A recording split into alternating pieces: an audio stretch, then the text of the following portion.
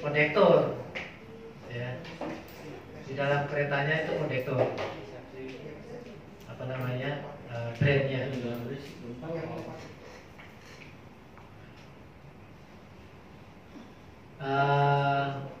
Kemudian mana tadi? Pindah terus ya. Stasiun sebagai penguat integritas perkeretaapian, ya. Maksudnya tadi itu orang tuh sekarang tidak hanya melihat stasiun sebagai naik turunnya penumpang tadi itu, ya. Tapi bagaimana stasiun itu bisa memberikan pelayanan yang lebih baik, ya, sehingga menguatkan integritas kereta api tadi. Sehingga kalau ini terjadi, maka orang cenderung akan naik kereta api lagi gitu, ya. Dan lagi Dan lagi naik kereta api. Stasiun sebagai pencipta persepsi yang inovatif. Apa itu? Kalau kita lihat, misalnya sekarang di stasiun itu ada apa itu yang untuk charger, ya? kontak. Ya, itu kan inovatif gitu, ya. Dulu nggak pernah ada itu. Sekarang disediakan kayak gitu. Itu produk inovatif itu. Biasanya munculnya di stasiun-stasiun itu, ya. Kemudian tempat sampah sekarang juga inovatif tuh. Ini misalnya ada yang dibedakan apa namanya, untuk yang basah, kering, ini dan sebagainya. Kemudian kita lihat tempat duduk apa namanya, tempat duduk tunggu itu di KRL kita itu ada yang modelnya itu bukan duduk, ya, sambil berdiri sebenarnya, ya. Nah, ya, jadi muncul di stasiun tuh ide-ide inovatif untuk apa namanya, intinya supaya penumpang pokoknya lebih nyaman, ya. Jadi kalau mau bikin ide kreatif di stasiun, tempatnya stasiun apa gitu, ya. Signage itu apa namanya, petunjuk-petunjuk itu apa namanya, dibikin yang inovatif gitu, ya. Kemudian stasiun sebagai titik utama integrasi transportasi, ya. Tadi sudah kita bahas bahwa dia menjadi pusat untuk integrasi dengan moda yang lain. Misalnya dengan Transjakarta, ya kan? Dengan bis Transjakarta, keluar stasiun sudah ketemu Transjakarta.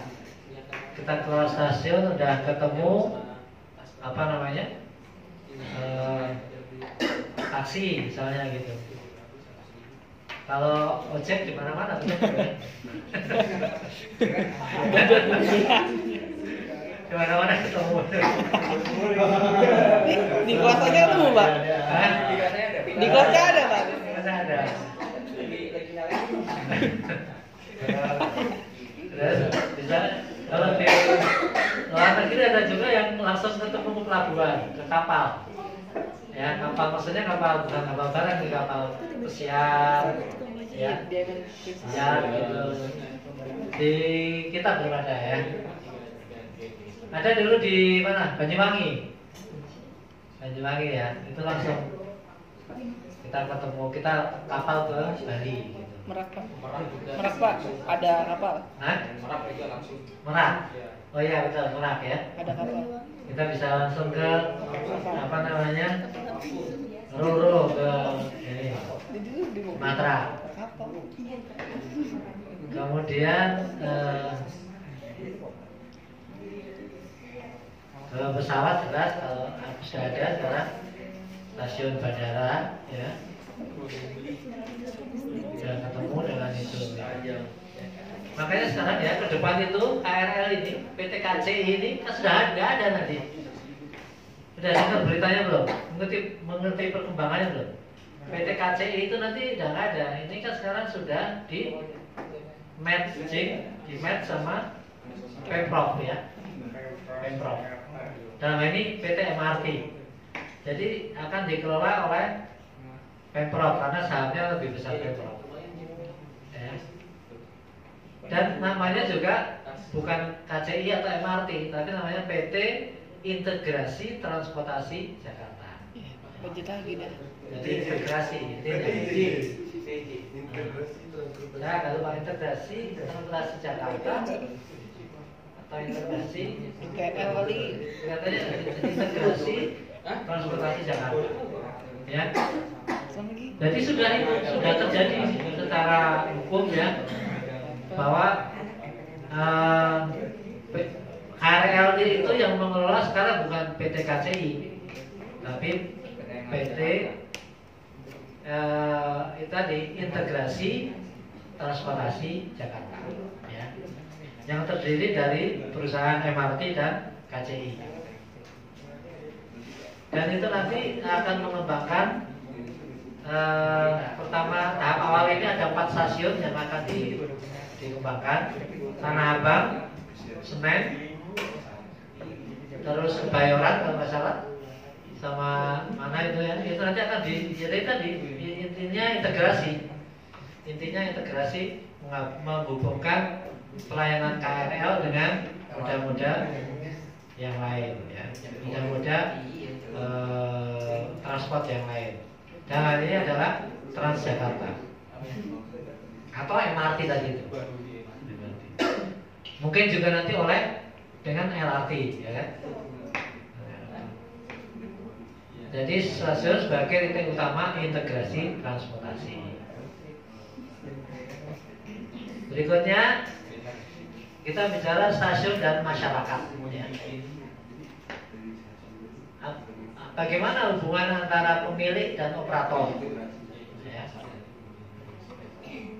Jadi kalau di luar negeri itu pemilik stasiun itu bisa juga bukan yang mengelola kereta api, ya. Kalau di kita masih seperti itu ya, pemilik stasiun ya PT KAI sebagai operator. Tetapi dimungkinkan ke depan pun juga begitu. Ada investor yang membangun stasiun sendiri, kemudian disewa misalnya gitu oleh PT KAI gitu.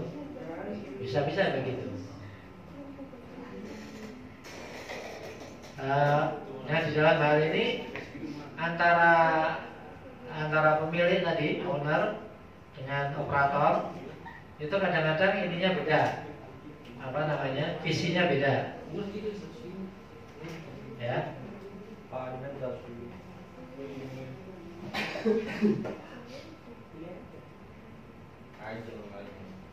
Sehingga di situ akan di stasiun itu bisa menunjukkan karakter dan aspirasi dari baik itu pemiliknya maupun operatornya ya. Kalau tadi kan kita bisa bicara sebagai tadi itu ya, branded tadi itu, stasiun itu menunjukkan branded image-nya, branded corporate ya.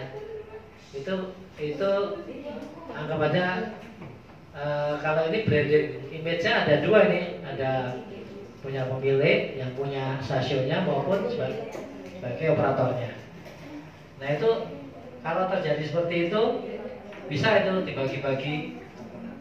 Ini dalam kasus dalam kasus misalnya stasiun dimiliki oleh investor bukan oleh kereta api ya. Itu dibagi-bagi nanti misalnya bagian sini diserahkan kepada pemilik untuk mengelola ya, sehingga itu muncul karakter dari pemilik. Nanti yang bagian lain karakternya operator ya sebagainya. Tergantung aja perjanjiannya gimana. Kemudian hubungan dengan perancang atau arsitek.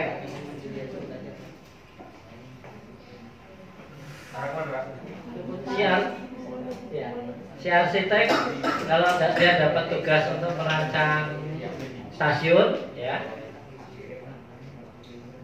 Ini kuliah kita ini mudah-mudahan enggak banyak hitungannya ya. Kadang-kadang ini ada di pasbin nanti, Pak ini banyak hitungannya nggak Pak? Ya, Tapi ada juga hitungannya. Ya.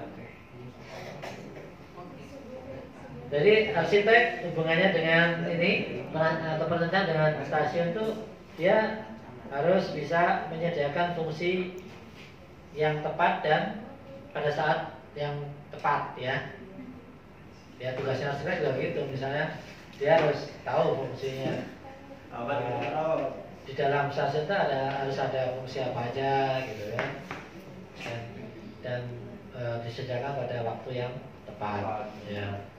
Kemudian harus perform terhadap keandalannya ya. Artinya ya tidak mudah rusak desainnya.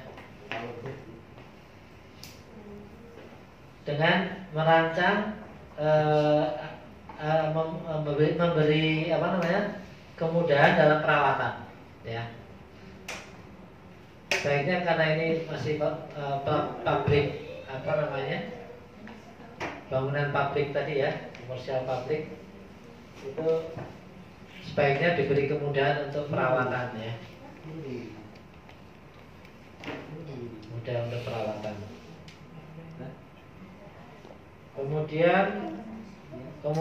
Kemudahan fleksibilitas, makanya tadi dipakai yang namanya partisi tadi supaya misalnya kebutuhannya sekarang tidak besar, suatu saat kebutuhannya besar tinggal digeser aja ya. Di kelas kita di atas itu bisa dibuka fleksibel, lebih baik begitu daripada pakai dinding-dinding yang tetap gitu ya. Hubungan dengan penumpang, stasiun hubungannya dengan penumpang.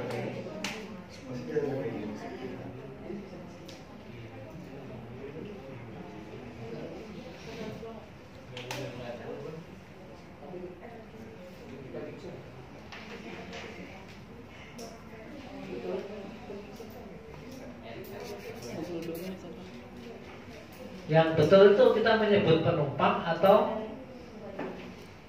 apa namanya? Customer. Customer itu apa?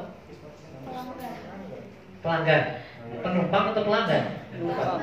Hah? Numpang lah. Bukannya itu ya Pak, penumpang itu buat orang yang numpang kan, kalau numpang itu nggak bayar. Terus kalau misalkan pelanggan berarti kan dia tamu kan, dia kan bayar. Yeah. Jadi harusnya pada pelanggan ya Pak yang bentuk sopannya. Lebih tepat disebut customer ya, pelanggan ya. Pelanggan itu harapannya kan konsumen.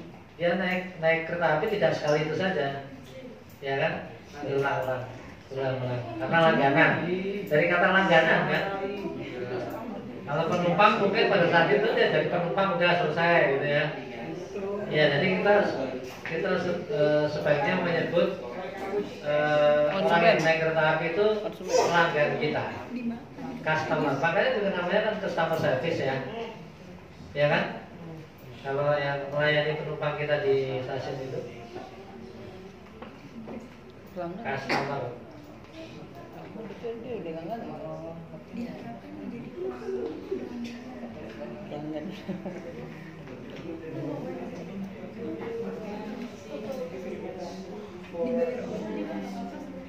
Ipar banget sih, ipar banget. Nggak jadi pinjam gua, nggak jadi pinjam. Nah itu kaitannya dengan pelayanan juga. Kalau penumpang itu nanti kesannya, kalau kita ada penumpang, itu pelayanan kita ya seadanya aja. Gitu. Tapi kalau kita menganggap dia itu pelanggan, maka kita akan memberikan pelayanan itu semaksimal mungkin, ya, sebaik mungkin. Karena harapannya nanti kan dia akan kembali lagi ke kita, ya.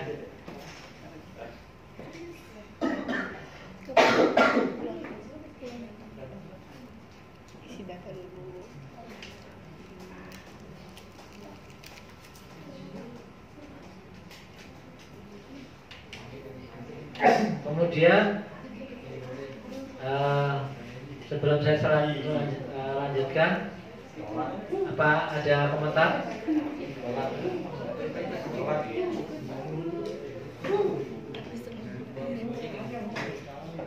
Saya lagi rawat. Sebenarnya kalau sekarang itu kita merasakan ya apa namanya perubahan stasiun pada saat itu dengan saat ini. Rasain, Pak. Ada perubahan ya. Perubahan dalam hal lebih baik atau lebih baik? Baik, baik. Fasilitas dari segi kenyamanan Nah, Suara. ya, apa ya? Atau yang jelek apa? Ya, Udah main. pas untuk PGN yang contohnya kayak PGN apa? penutupan PGN Penutupan PGN ya terus sama pemagangan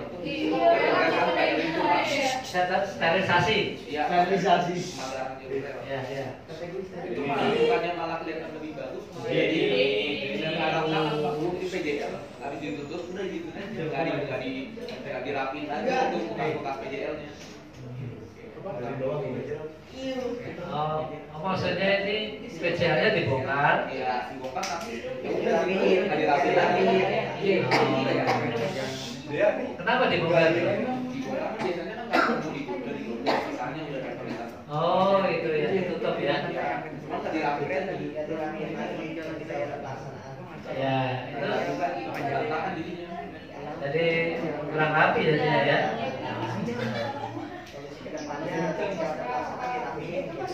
Ya, ya. Itu soal pelaksanaannya ya. Tapi kalau ditutup itu lebih bagus atau lebih tidak bagus? Nggak selalu. PCL bisa tutup itu. Kadang-kadang nggak selalu gitu sih Pak. Justru malah agak ribet sebetulnya. Contohnya kayak ribet. Terus sejak PJL itu jadi itu kalau orang dari Tebet dari Tebet mau ke arah Karet. Misalnya kita dari mana tuh? Dari Kampung Melayu mau ke Karet.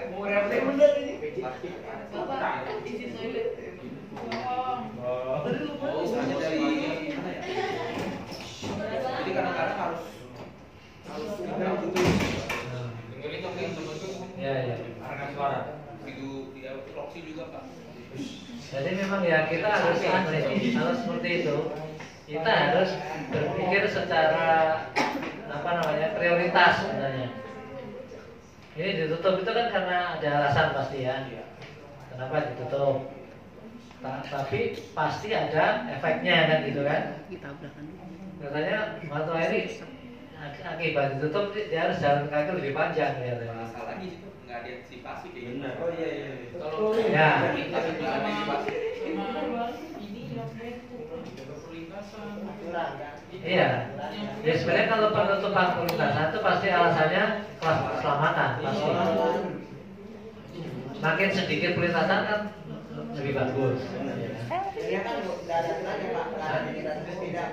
Iya iya. Ya. Tapi mestinya diikuti dengan pengelolaan itu tadi. Gimana misalnya karena ini jalannya lebih bagus dikasih atap atau apa. Siap. Nah maksudnya gitu ya. Iya, satu.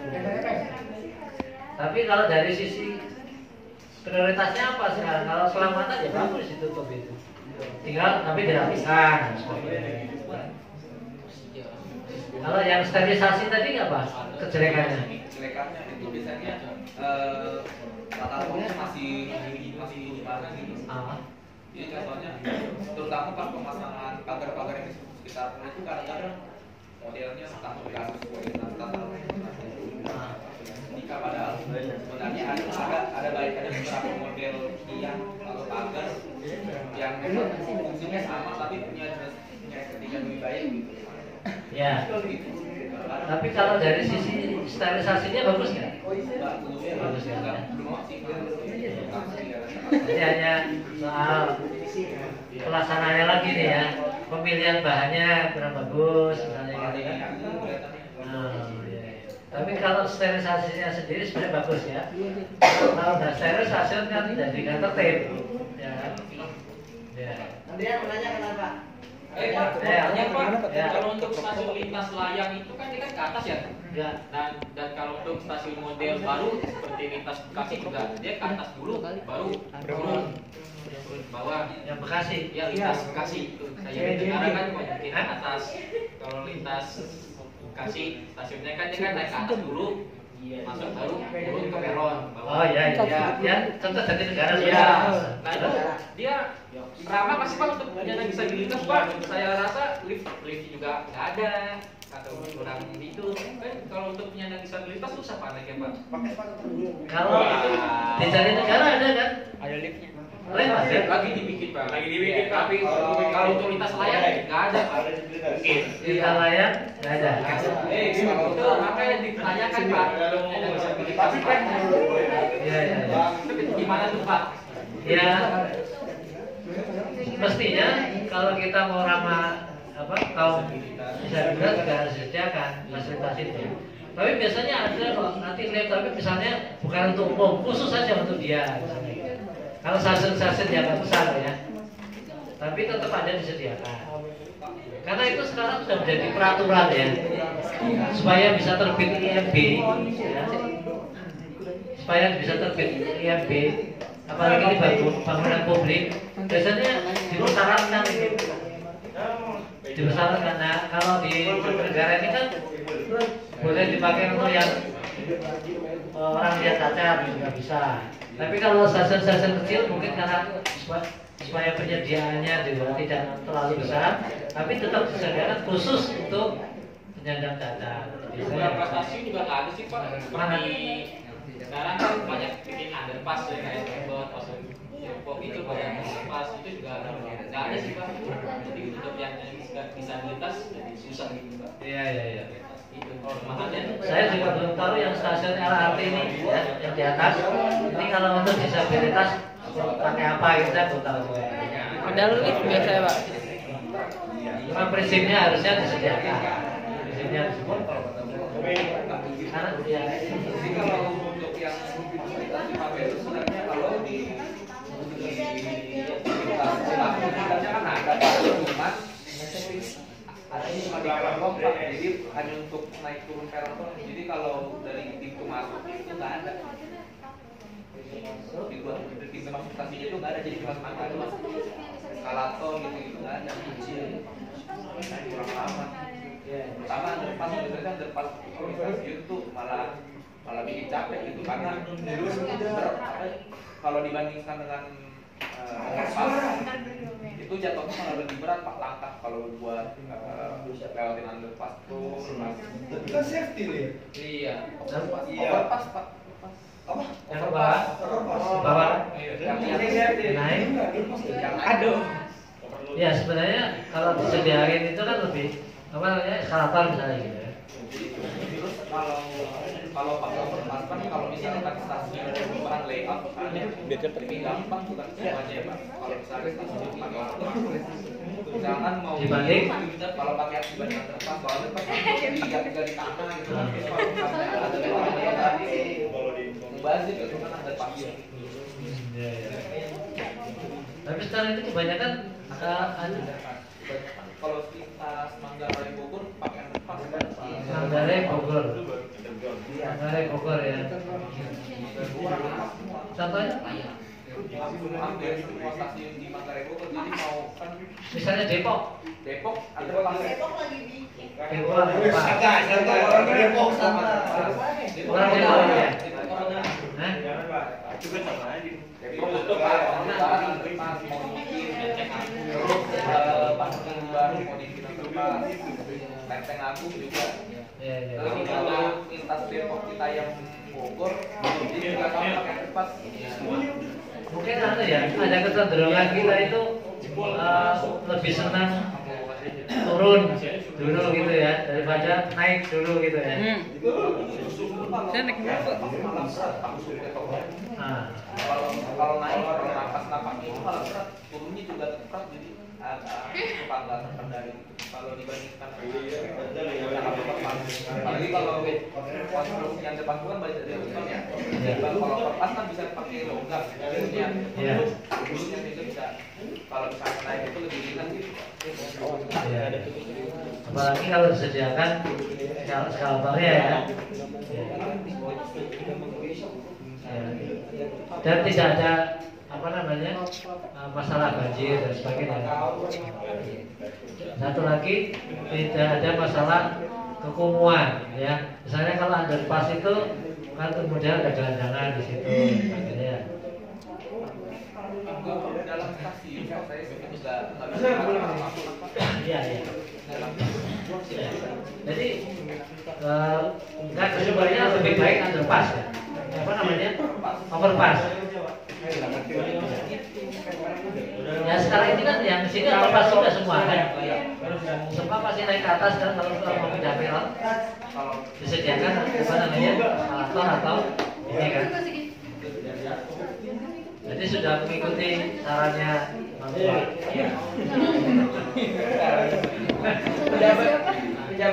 Nanti yang lintas ke sana bisa dibangun lagi gitu ya.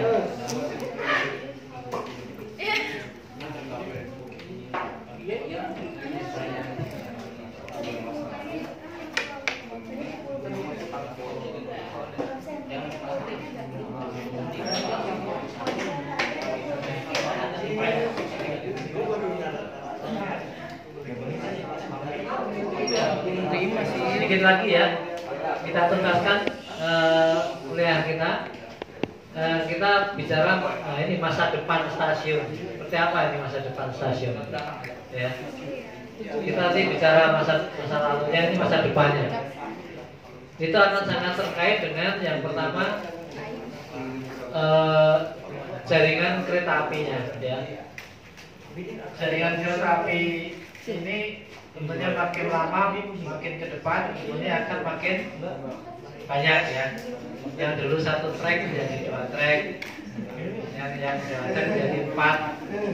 Tentunya akan makin banyak ya. Nah, stasiun ke depan pasti juga akan berkembang mengikuti jaringan ini. Jaringan banyak, termasuk apa namanya desainnya juga akan mengikuti bagaimana jaringan kereta api berkembang. Ya. Yang kedua, dia berkembang mengikuti lingkungan internalnya. Ya. Anggap aja misalnya lingkungan internal adalah kotanya. Kota di mana stasiun itu berada. Ya. Maka dengan perkembangan kota yang terjadi, maka stasiun itu juga pasti akan berkembang. Ya. Contohnya, siapa yang daerah Jawa Timur nanti? Jaka. Ya. Apa yang di ya. Itu sekarang dengar nggak ada stasiun Ngawi. Ya. Dulu kan nggak ada stasiun Ngawi itu. Dulu namanya Paron. Ya. Tapi dengan adanya kota ini berkembang, ya. Ngawi ini makin berkembang kotanya, makin besar. Maka itu diambil sebagai nama stasiunnya. Tentunya stasiunnya juga berkembang ya. Nah, biasanya di kereta api perkembangan stasiun itu di apa namanya? Indikasikan sebagai peningkatan kelas stasiun ya. Kelas stasiun itu ada kelas stasiun besar, kelas stasiun sedang, dan stasiun kecil. Ya. Jadi kalau ini internal kotanya ini makin besar, apalagi berkembang di situ komersial dan sebagainya tadi itu, maka stasiun itu juga akan berkembang mengikuti. Dan kemudian ada perkembangan teknologi jelas. Makanya tadi kita bicara ada eskalator, ada liftnya, ya. Kemudian apa namanya teknologi ininya, sound systemnya, teknologi persinyalannya, maka stasiun itu juga akan berkembang mengikuti teknologinya. Ya. Kemudian juga mengikuti karakteristik dan ekspektasi atau perilaku penumpang. Ya. Harapan manusia ini kan selalu meningkat terus ya. Pengen lebih baik dan sebagainya. Maka itu akan diantisipasi dengan pengembangan stasiun. Ya. Tadi itu bahwa dulu nggak ada namanya ruang untuk kumpul-kumpul komunitas, makanya karena perilaku penumpang sekarang juga berbeda, makin meningkat, maka pengembangan stasiun juga akan mengikutinya. Ya. Intinya pada masa yang akan datang, stasiun itu akan berkembang sedemikian rupa, mungkin di luar dugaan kita ya. Juga misalnya sekarang ada stasiun kita yang di atas maupun yang di underground kan, MRT maupun nanti LRT, ya, itu akan memiliki desain yang pasti berbeda juga, ya. Bagaimana desain stasiun yang ada di bawah tanah, kemudian desain stasiun yang di melayang di atas tanah, itu juga akan berbeda.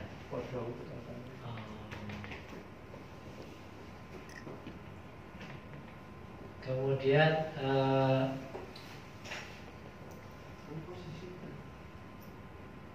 nanti mudah-mudahan kita bisa ya, kita rame-rame misalnya kita lihat perbandingan atau hubungan. Nggak tahu kalau yang lain belum bisa lihat gitu ya. Mudah-mudahan ya nanti kalau di LRT walaupun belum operasional ya, kita bisa lihat, belum pernah ya di stasiun layang LRT ya. Kita coba nanti hubungi Pak siapa? Darto, kita minta izin lihat.